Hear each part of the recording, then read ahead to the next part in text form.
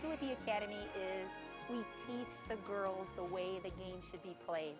And when we teach them correctly, it inspires a confidence in them that they can play the game the right way and with confidence.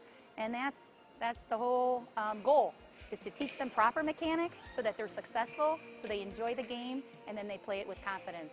Every good athlete has athleticism, but in fast pitch softball you need to have athleticism compiled with arm strength, foot speed, and to be able to hit for power. So basically all the strengths that you need in baseball, you also will need in fast pitch. What we do here at the Academy is we take a young girl that has a passion and a desire to play this game, and we teach her the proper mechanics so that she can work on them with us so that she will be successful and she will enjoy playing the game of fast pitch softball for a very long time.